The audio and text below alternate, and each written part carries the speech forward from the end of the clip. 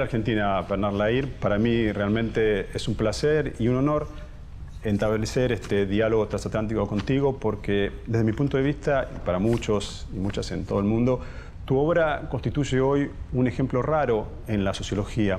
¿Por qué digo un ejemplo raro?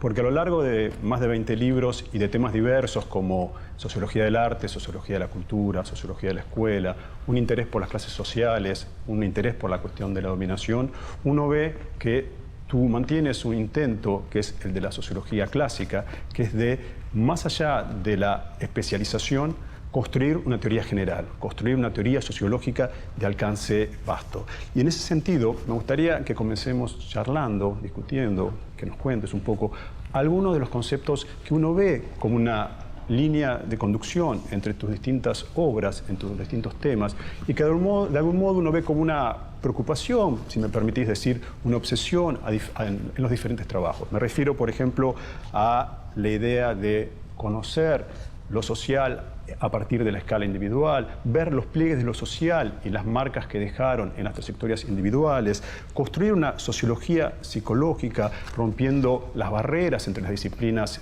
sociología, psicología, tomar también elementos de la filosofía, también de la literatura, es decir, hay ahí un vasto cantero de elementos, de trabajos empíricos, de reflexiones teóricas, que llevaron a construir una obra que tiene realmente una originalidad muy grande y que constituye, como decía, un intento muy raro hoy en la actualidad en los diferentes países del mundo de volver a la sociología pueda decir sobre lo social una mirada general trabajando sobre distintos temas. Entonces quisiera quizás comenzar por algunos de los conceptos que fueron directrices en las distintas obras, esta idea de ver lo social en la escala individual o, como dices en algunos de tus trabajos, ver los pliegues de lo social como aparecen en los individuos. Oui, je pense que vous avez présenté les choses de manière tout à fait juste par rapport à ce que j'ai fait, c'est-à-dire l'idée que on peut avoir une ambition scientifique d'une théorie générale, mais qui n'est pas une théorie générale d'emblée constituée, qui se constitue petit à petit dans l'interaction entre des recherches empiriques et des questions théoriques qui progressivement prennent forme. Et sans doute que un des points qui a été permanent dans ma réflexion se cristallise autour de la question de l'individu. Est-ce qu'on peut, en tant que sociologue, comprendre des comportements individuels, singuliers, alors que dans l'esprit des gens, en général, l'individu, c'est la psychologie, c'est la psychanalyse. C'est parfois l'histoire aussi, parce que l'histoire a la biographie historique. Quoique la biographie historique ne soit pas très bien vue en histoire, elle est légitime. En sociologie, c'est plus difficile. Pendant très longtemps, on a pensé que la sociologie commençait au niveau du groupe.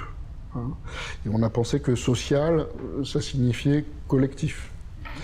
Et en fait, j'ai essayé de défaire cette équivalence entre social et collectif pour montrer que le social est aussi à l'échelle individuelle.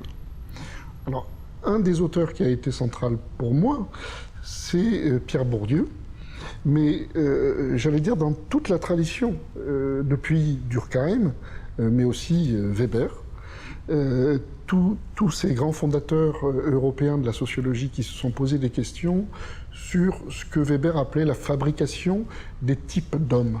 Voilà. C'est une expression de Max Weber. Comment se fabriquent des types d'hommes à travers la religion pour Weber, dans la famille et à l'école, plutôt pour Durkheim. Mais ils se sont posés ces questions-là, de la formation des habitus, de la formation des ethos, de la fabrication des types d'hommes. Et toute cette tradition-là a amené au concept d'habitus chez Bourdieu, qui quand même avait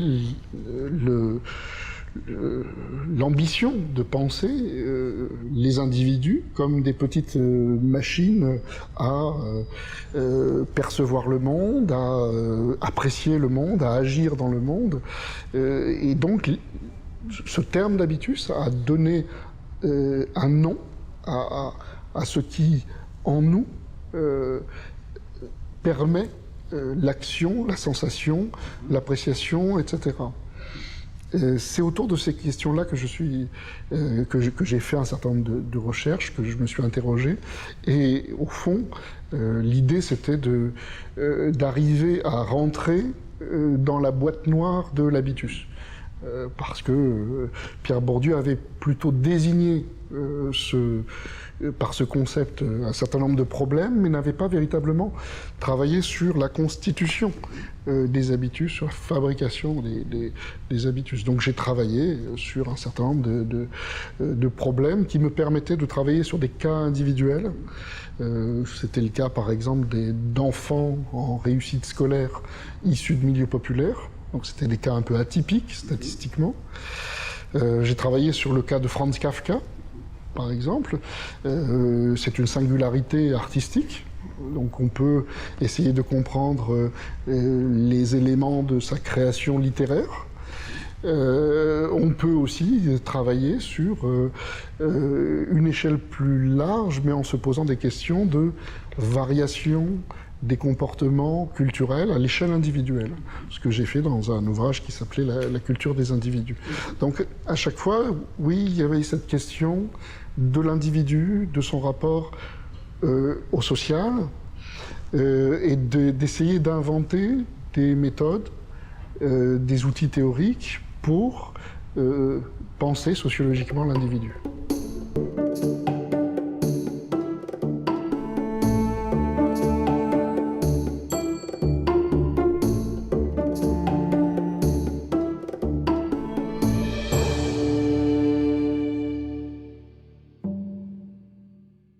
Quisiera retomar un concepto que apareció recién en esa explicación general de tu trayecto intelectual, de tu proyecto académico, que es la idea de un hombre plural. Y en ese hombre plural, la idea del hábitus y sobre todo la reconsideración, yo diría radical, que tomás del hábitus. Creo que tomás la pregunta de Bourdieu, pero la respondés de un modo totalmente diferente. En alguna de tus obras tú hablas de las condiciones sociales de producción de un individuo disposicionalmente plural. Me parece que ahí radica uno también de las líneas conductoras en tus trabajos y en esas, digamos, disposiciones que pueden ser contradictorias, que pueden ser diferentes al interior de cada individuo y que el individuo las ha adquirido a lo largo de su trayectoria, pero no solo sus trayectorias de clase, no solo sus trayectorias étnicas o de migración, sino algo que te interesa mucho, que son los pequeños desplazamientos, esas pequeñas experiencias cotidianas, esos pequeños reencuentros que dejan quizás marcas biográficas muy importantes. Y quisiera, ya que tomaste la cuestión del hábitus y la respuesta que vos das a una pregunta que Bourdieu también toma de otros autores, quería si podríamos hablar un poco de este hombre plural y de esta idea que también es bastante central en el marco explicativo que desplegas en distintos libros, que es este hombre o esta mujer, este individuo disposicionalmente plural. Alors, effectivement, le concept d'habitus chez Bourdieu a une tendance à penser l'homogénéité des dispositions qui font un système. Bourdieu définit l'habitus comme un système de dispositions durables, des dispositions qui sont fortes et qui sont transférables d'une situation à l'autre. Il y a même un indicateur de cette pensée homogénéisante de l'habitus, c'est que Bourdieu utilise un équivalent qui est la formule génératrice des pratiques. C'est un singulier, la formule, ou bien le principe générateur et unificateur des pratiques. Donc Bourdieu avait l'ambition de penser l'unification des comportements, quel que soit le contexte. C'est un point qui me semblait problématique et que les recherches que je menais interrogeaient. L'idée, c'est de se demander, mais dans quelles conditions on peut produire des individus cohérents d'un point de vue dispositionnel, et dans quelles conditions socio-historiques on peut produire des individus pluriels dispositionnellement. Et puis la deuxième question, ça c'est une question, je dirais, historique, des conditions historiques de fabrication des individus. Et puis, il y a aussi une question d'échelle, de point de vue que l'on adopte. Alors, si je pars de la question de l'échelle, on se rend compte que Bourdieu s'est essentiellement posé des questions d'habitus, pas vraiment au niveau individuel. C'est plutôt un concept individuel, parce que c'est ancré dans les individus, ces dispositions, hein, c'est toutes les expériences passées incorporées dans les individus, mais il les a pensées à l'échelle plutôt des groupes ou des classes. Hein, dans la distinction, par exemple, il compare des habitus de classe ou de fractions de classe. Le problème, c'est que on va continuer à parler d'habitus à un niveau individuel, pour un individu donné, ou pour une famille donnée, de même qu'on parle d'habitus de classe. D'habitus petit bourgeois, d'habitus bourgeois, d'habitus populaire, etc. Alors là, je pense qu'il y a un problème. Il y a un problème. Plus on s'approche de l'individu, et plus la pluralité commence à se faire jour. On voit très bien comment les individus sont faits de briques et de brocs, comme on dit, d'une multitude d'héritages. Et quand on rentre dans les familles et qu'on voit les héritages, on voit que le père n'a pas tout à fait les mêmes propriétés que la mère. Il y a des frères et des sœurs, et qu'on a des influences qui sont multiples. Et du coup, le fait même de s'approcher de l'individu fait qu'on voit de la pluralité. Et quand on s'écarte et qu'on s'éloigne, on voit des tableaux de groupe, on efface toutes ces petites différences entre les individus, à l'intérieur même des individus, et on voit plus que des cultures de groupe, on va dire. Bon. Donc, quand on change de point de vue et qu'on s'approche des individus, je pense que la pluralité se voit de manière tout à fait évidente. Mais après, il y a un deuxième problème. C'est le problème de la condition de production historique des individus. Et là, je pense qu'il y a quelque chose qui est intéressant à noter, c'est que un auteur comme Durkheim a utilisé le terme d'habitus pour désigner deux types de situations. Le cas des sociétés traditionnelles, dites primitives à l'époque de Durkheim, et ce qu'il appelait le régime de l'internat. L'internat lié à l'école. Bon. Alors, ces deux situations sont intéressantes. Les sociétés traditionnelles, au fond, Bourdieu a élaboré le concept d'habitus à propos d'une société traditionnelle qui est la société kabyle, en Algérie, et ce sont des sociétés démographiquement plus faibles, des sociétés plus cohérentes, des sociétés qui connaissent moins de changements rapides. Et donc, on a des conditions de production d'une certaine cohérence. Il y a une vision du monde kabyle, il y a un rapport à la nature, un rapport à autrui, un rapport au travail, qui est relativement cohérent. Bon. De la même façon, le régime de l'internat. Pourquoi Durkheim parle d'habitus pour le régime de l'internat? Parce que c'est l'école qui se continue tout au long de la journée. On va à l'école, et puis on va manger à l'école, et puis on dort à l'école. Donc c'est ce qu'on appelle une socialisation enveloppante. Durkheim parlait d'éducation enveloppante. Et du coup, il y a une cohérence qui est produite parce que les individus sont pris en charge entièrement par l'institution. C'est le modèle de l'institution totale, selon Goffman. La caserne, la prison, la secte, on pourrait dire. Bon, tous ces lieux accaparent les individus et prennent en charge l'ensemble des dimensions de leur existence. Alors, si Durkheim parlait d'habitus à propos de ces situations-là, c'est parce qu'il réservait le terme d'habitus à ces situations extrêmement cohérentes. Mais dans nos sociétés industrialisées, extrêmement différenciés, qui ont connu un long processus de différenciation sociale des fonctions, de division sociale du travail, on a une multitude d'institutions, une multitude de contextes, de pratiques, d'actions, etc. Et du coup, les individus sont soumis à des effets de socialisation multiples et parfois contradictoires. Je prends qu'un seul exemple. Si on prend le cas d'un enfant de milieu populaire qui va à l'école maternelle, il peut avoir 2 ans, 3 ans, et il est toute la journée dans un cadre socialisateur qui n'a strictement rien à voir avec le cadre socialisateur familial. Il peut passer même plus de temps avec des enseignants et des camarades qu'avec sa propre famille.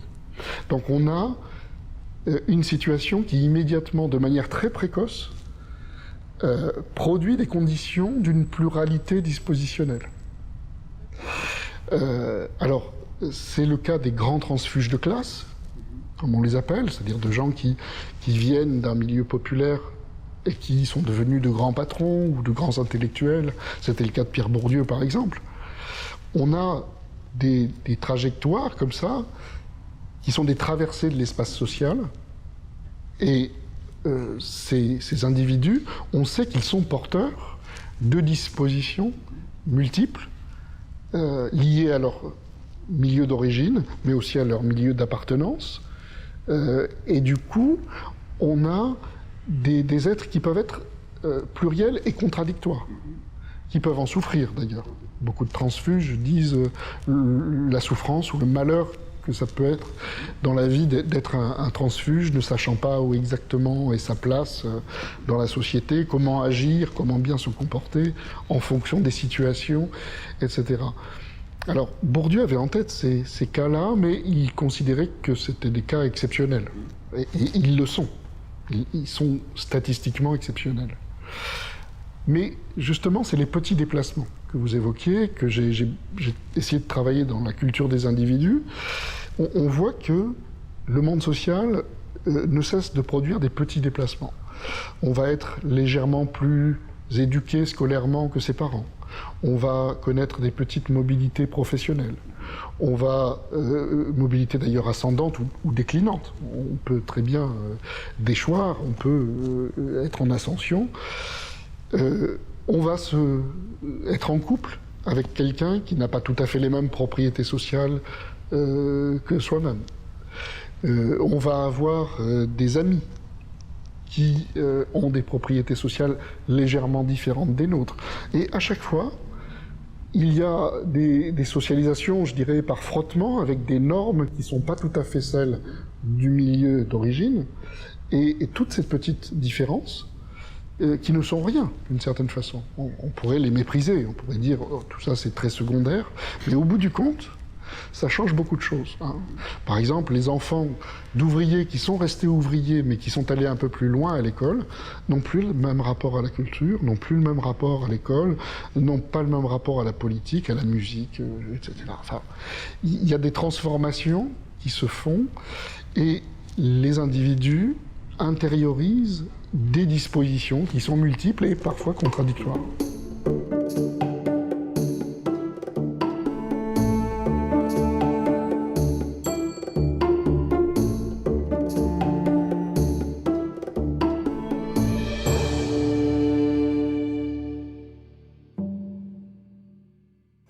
Bernard, quisiera pasar a otro de los ejes que yo veo que recorren tus preocupaciones, tus obras, que es la cuestión de la escritura, la cuestión de la literatura, la cuestión de la lectura y de los escritores.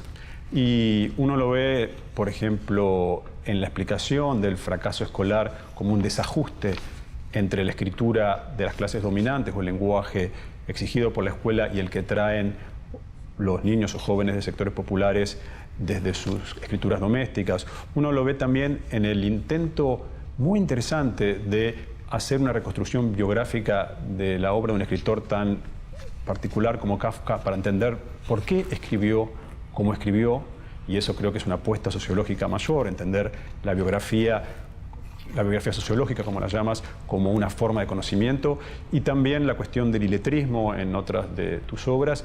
Y quería preguntarte también cómo entra la cuestión de la literatura en tus preocupaciones, porque también a lo largo de tu obra hay recursos a escritores a veces no tan leídos y menos utilizados por sociólogos como Proust o Simenon o Pirandello. Quería ver cómo veías el lugar de la literatura, de los escritores dentro de tu obra, también en tu obra donde analizás las diferencias o las particularidades del oficio de escritor como un oficio de dos vidas paralelas. Queríamos charlar un poco sobre ese tema. La question de l'écriture, en fait, moi je me la suis posée au départ dans un cadre scolaire, parce que j'essayais de comprendre les questions d'inégalité scolaire à l'école primaire, et qu'au fond, beaucoup de choses avaient été dites, notamment par les théoriciens de la reproduction, sur les fonctions de reproduction des inégalités sociales par l'école. Donc, quand j'ai commencé à travailler sur ces questions de difficultés scolaires des enfants issus de milieux populaires, il y a un fil que j'ai tiré et qui était lié aux travaux d'un grand anthropologue britannique, Jack Goody, qui avait écrit des choses tout à fait formidables et très puissantes de mon point de vue sur le rôle de l'écriture dans l'histoire de la pensée, dans l'histoire des connaissances et dans l'invention, d'une certaine façon, d'une réflexivité. L'écriture, ça n'est pas simplement une transcription de l'oral, c'est quelque chose qui transforme très largement le rapport que nous entretenons au langage. Et donc j'ai travaillé au départ sur des questions d'apprentissage de la langue à l'école en me disant qu'il y avait autour de la nature écrite des savoirs, de la culture, quelque chose qu'il fallait arriver à saisir pour comprendre les difficultés que les enfants des milieux les moins dotés en capitaux lectoraux et scripturaux, on pourrait dire, les difficultés qu'ils rencontraient. Donc, d'abord, pour moi, l'écriture, ça a été un instrument de réflexivité dont certains n'arrivaient pas à s'emparer. Puis j'ai continué à travailler dans ces domaines sur les pratiques d'écriture, sur des pratiques d'écriture qui étaient extrascolaires, et des pratiques domestiques, des pratiques professionnelles. Et j'ai vu que l'écriture permettait là aussi de poser des temps de réflexivité. Par exemple, écrire des choses pour prévoir un certain nombre d'actes. Une simple liste de commissions dans la vie ordinaire est une manière de prévoir ce que l'on va acheter. Ça peut paraître un petit objet insignifiant et en fait ça dit beaucoup de choses. D'abord, ce sont les femmes qui s'en occupent à l'intérieur de la famille, ce qui est très intéressant parce que on se rend compte que dans les milieux populaires, les petites filles ont un rapport à l'écrit beaucoup plus proche. Or, nous savons que les filles réussissent mieux que les garçons en milieu populaire, à l'école. Donc il y avait des liens comme ça, progressivement, qui se faisaient. J'ai continué à travailler sur les pratiques de lecture, sur les expériences que des gens faisaient de leur lecture, et notamment en milieu populaire, pour comprendre le type d'investissement dans la lecture de femmes et d'hommes de milieu populaire. Et puis, progressivement, oui, comme j'étais un sociologue qui travaillait sur des pratiques de l'écriture et de la lecture, la question de l'illettrisme s'est imposée à moi. C'est plutôt un problème plus public. J'ai travaillé sur l'histoire de la constitution de ce problème. À un moment donné, en France, on a commencé à parler d'illettrisme et un peu à stigmatiser les populations qui étaient illettrées. Et j'ai essayé de travailler sur l'histoire de la constitution de ce problème pour voir qu'est-ce que ça disait de la France des années 70, 1970, 1980. Cette question de l'illettrisme est devenue une priorité nationale dans les années 90. Et c'était un fil conducteur pour voir un petit peu comment la France pensait à ce moment-là les rapports des classes populaires à la culture. Voilà. Mais c'est un autre type de problème. Et puis, toujours intéressé par ces questions d'écriture, mais à un autre niveau, j'ai commencé à travailler sur des écrivains, et notamment à me poser la question de la fabrication de l'œuvre littéraire. Est-ce qu'on peut faire une sociologie véritablement de la création littéraire ? C'était un enjeu, j'ai essayé de travailler dessus, d'abord en travaillant sur les conditions de création des écrivains dans leur ensemble, dans des grandes enquêtes quantitatives. Et puis, progressivement, j'ai travaillé sur des cas particuliers. Je me suis arrêté sur le cas de Franz Kafka et sur son œuvre. Donc j'ai étudié toute l'œuvre de Kafka et sa biographie sociologique pour essayer de comprendre quel type d'écriture il mettait en place, sur quel thème il écrivait, au fond. Et ce qui est très intéressant, c'est qu'on voit tout un processus de transposition de sa vie, de ses problèmes tout à fait existentiels, dans l'œuvre. C'est-à-dire, au fond, l'œuvre est une manière, pour lui, d'exprimer un certain nombre de problèmes qu'il vit dans l'existence, de résoudre ces problèmes. Alors d'une manière, évidemment, qui prend la forme littéraire, mais même cette forme est liée à des éléments de sa vie, et notamment de sa vie professionnelle. Il était juriste, et d'une certaine façon, non seulement un certain nombre de thèmes, il a des textes qui s'intitulent « Le verdict », « Le procès », c'est des univers judiciaires, mais aussi le type d'écriture, le style d'écriture. On peut dire qu'il a un style d'écriture qui n'est pas sans rapport avec l'écriture juridique qu'il a pu apprendre au cours de sa formation, puisqu'il était quand même docteur en droit. Donc j'ai travaillé sur l'ensemble de ces pratiques, des pratiques les plus ordinaires de l'écriture jusqu'aux pratiques les plus sophistiquées d'écriture. Et j'ai aussi utilisé la littérature comme un stock finalement de situations qui permettent de développer l'imagination sociologique. C'est-à-dire que je pense que les romanciers ont une sorte de sociologie implicite. Ils nous parlent du monde social, et parfois ils voient des choses dans le monde social que même les sociologues n'arrivent pas à voir. Alors évidemment, il ne faut pas faire des romanciers des sociologues.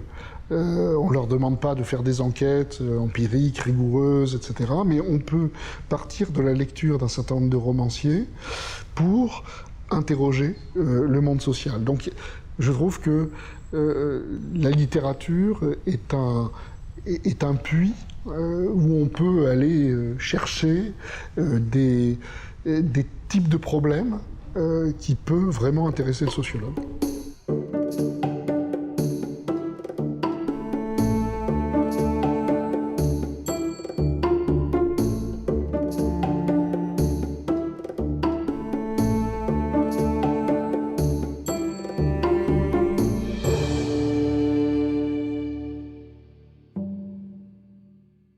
Hay un interés de cuestionar, por un lado, cuáles son los temas legítimos de la sociología, es decir, no disputar, pero sí compartir con otras disciplinas como la psicología o como la historia el interés por determinados temas. En tu última obra hay una teoría de la magia, hay un intento de poder dar legitimidad a determinados temas, y también creo que eso es interesante y creo que es saludable para la disciplina, pluralizar las fuentes, que uno puede tomar su inspiración, sus ideas, robando de algún modo de la literatura, de la filosofía, de diferentes fuentes, y eso creo que para una disciplina como la sociología, que a veces tiende un tanto a la reproducción de temas y de formas de mirar el mundo, es muy saludable.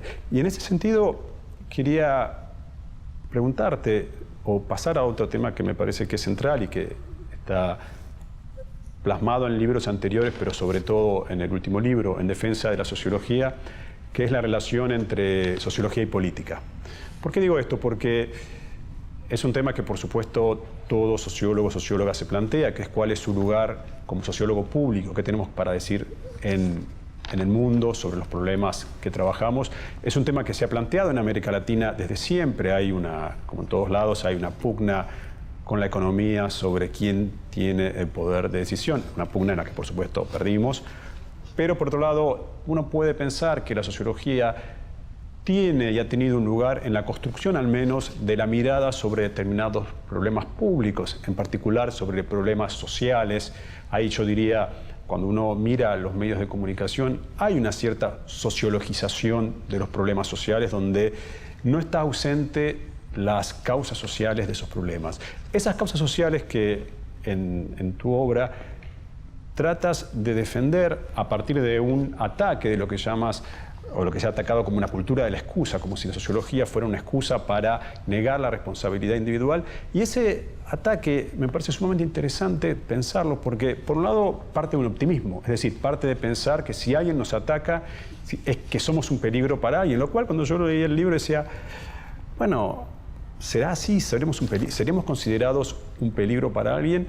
Y en ese sentido eso habla, por un lado, de la buena salud de la disciplina, de su extensión, de su pregnancia en diferentes medios y también de la necesidad de estar atentos epistemológicamente a poder mejor calibrar y perfeccionar y ser cada vez más sutiles en nuestra manera de pensar. Quería hablar un poco de qué es esta cultura de la excusa a la que se ataca la sociología y cuál es tu respuesta que das en este libro, que es un libro que está de algún modo fue traducido en español como En defensa de la sociología y que es una defensa que va más allá de convencer a los propios sociólogos, sociólogas que estamos convencidos de nuestra disciplina, sino de intervenir en el debate público a partir de un libro en Francia que cuestionaba justamente esta cultura de la excusa.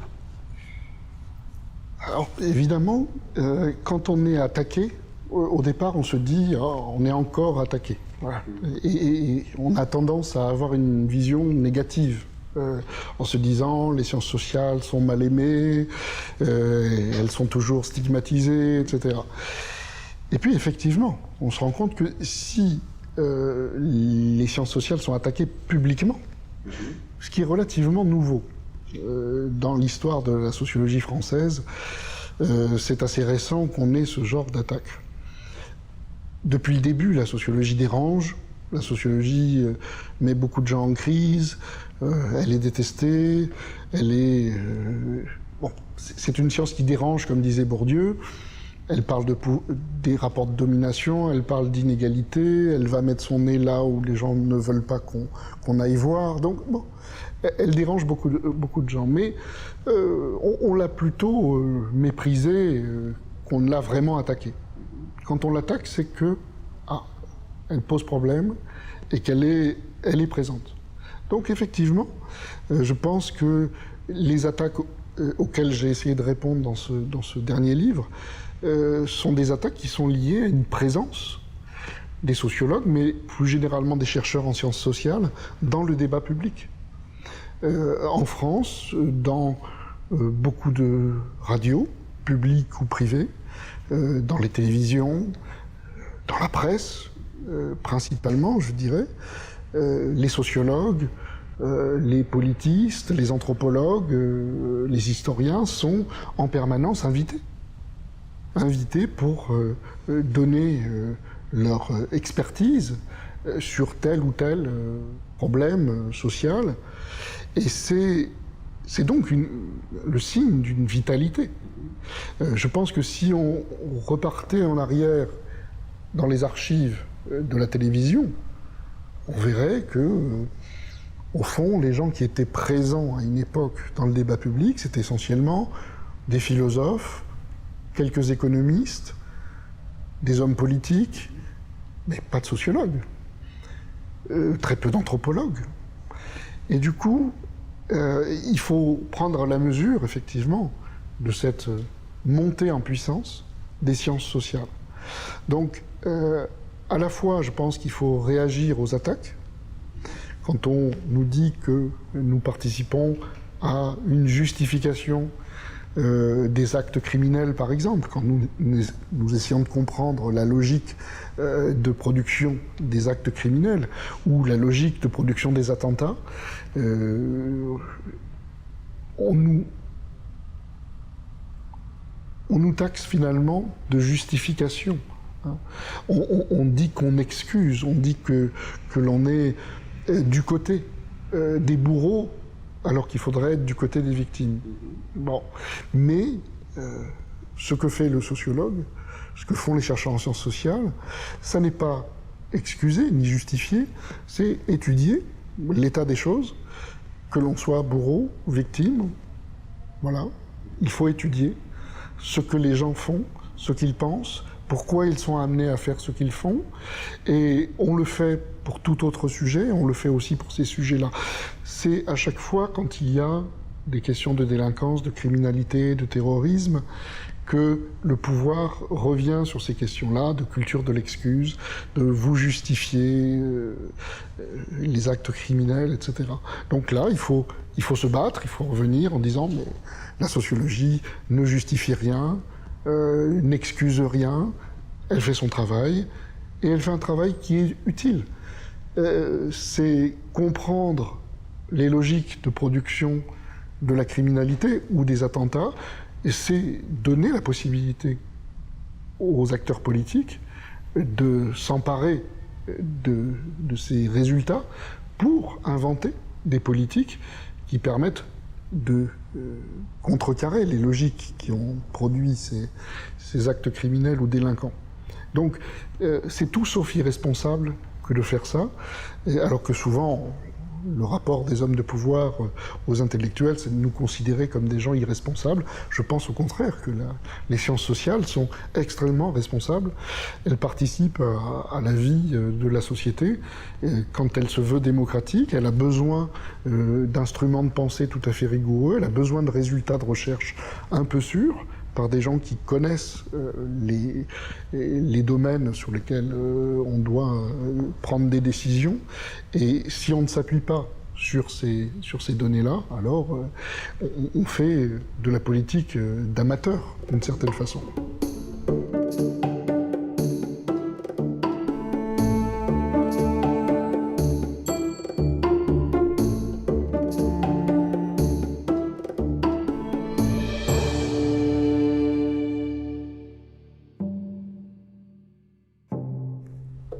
Esto no es solo un cuadro, Cecilia Paz Cantabló es uno de tus últimos libros y ahí hay como un intento metodológicamente muy osado e interesante de a partir de un cuadro y de todas las controversias que hubo de ese cuadro, la huida de Egipto y la compra de ese cuadro por Museo de Lyon, retrasar toda una sociología del arte que también se aparta un poco de algunas, o por ejemplo de la concepción del campo artístico de Bourdieu, de una especie de un campo que estaba, digamos, que tenía su propia autonomía, y hay una mirada sobre el arte y la relación del arte como lo nuevo sagrado, sobre los procesos con que la dominación genera el valor artístico y genera la idea de los expertos y a un público también, que es quizás lo más interesante o lo más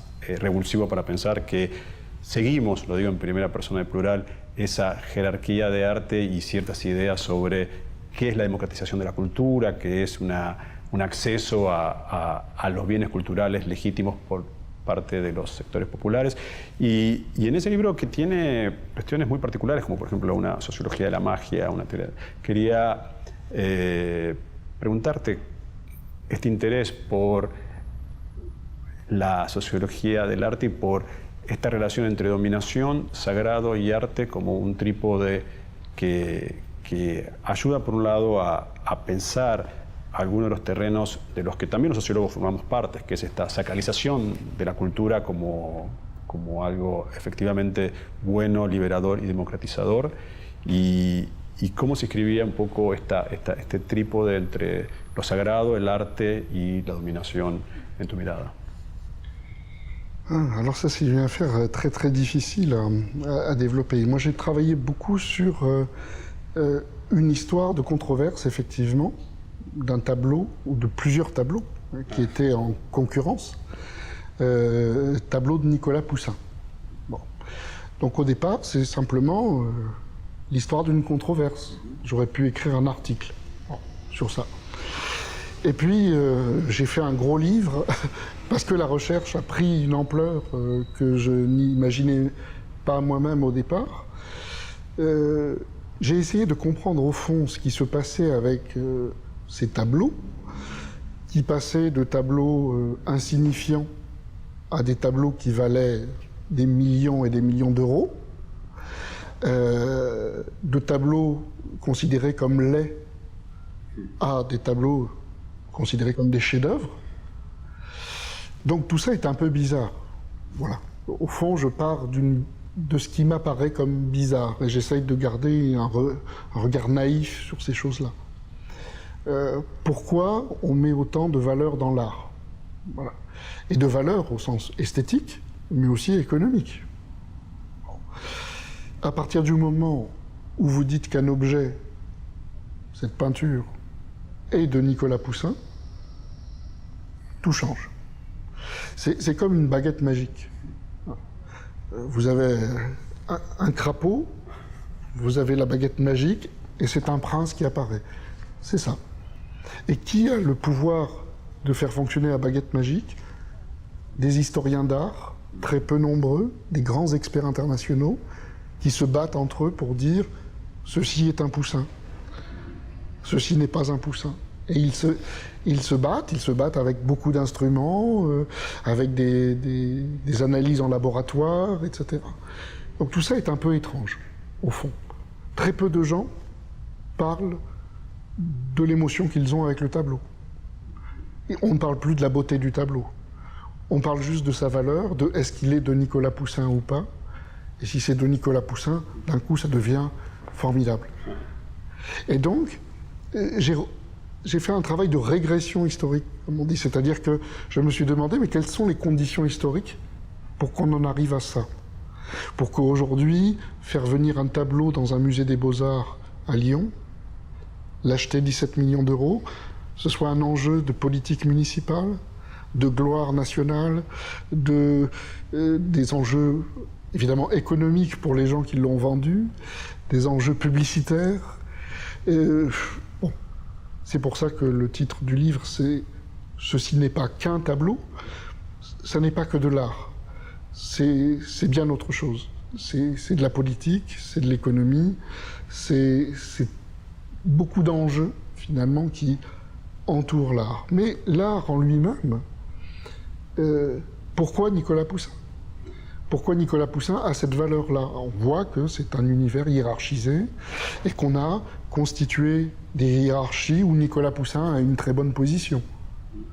Donc j'ai fait l'histoire de la réputation de Nicolas Poussin en Europe, mais je me suis après demandé, mais qu'est-ce qui fait qu'on accorde autant d'importance aux artistes, aux peintures? Et là, j'ai été obligé de me demander, mais comment on a inventé l'art en Occident? Qu'est-ce qui fait qu'on considère qu'il y a des objets qui sont suffisamment importants pour être considérés différemment de tous les objets ordinaires? Nous sommes assis sur des chaises, a priori elles sont ordinaires. Si je dis que c'est une chaise Louis XIV ou Louis XV, d'un coup on va se lever. Hein? On va la mettre dans un musée et les gens vont peut-être l'admirer. Donc c'est l'invention de l'art, l'invention des musées aussi, en Europe. Et j'essayais de comprendre finalement quel est ce statut de l'art. Et là, je tombe sur effectivement cette opposition entre ce qui est sacré et ce qui est profane. C'est-à-dire qu'on sépare certains objets qui sont considérés comme importants, d'autres objets qui sont considérés comme insignifiants. Et on se rend compte assez rapidement qu'il y a une opposition qui est une opposition finalement entre les puissants et les faibles, entre ce qui est dominant et ce qui est dominé, entre ce qui est important, qui a de la valeur, il y a des gens importants, des objets importants, etc. Et donc les gens importants veulent s'approprier des objets importants.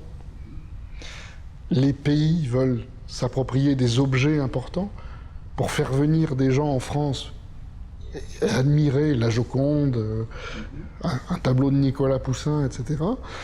Donc on voit que l'art, depuis le début, a été un instrument du pouvoir. Donc du coup, cette réflexion sur l'art amène à se poser la question de la démocratisation de l'accès à la culture. Pendant très longtemps, moi-même, j'ai été persuadé qu'il fallait absolument étudier les inégalités culturelles et donner la possibilité d'un accès plus démocratique à la culture, etc. Mais je dirais que je ne poserai plus les questions de la même façon aujourd'hui, parce que je me rends compte que la culture dont on parle, l'art dont on parle, sont d'emblée des univers de pouvoir, et que ce sont d'emblée des univers qui sont séparés du profane. Donc ça amène cette régression historique à comprendre comment l'art est devenu quelque chose qui est un instrument de pouvoir et de mise à distance des gens qui n'ont pas accès à cette culture.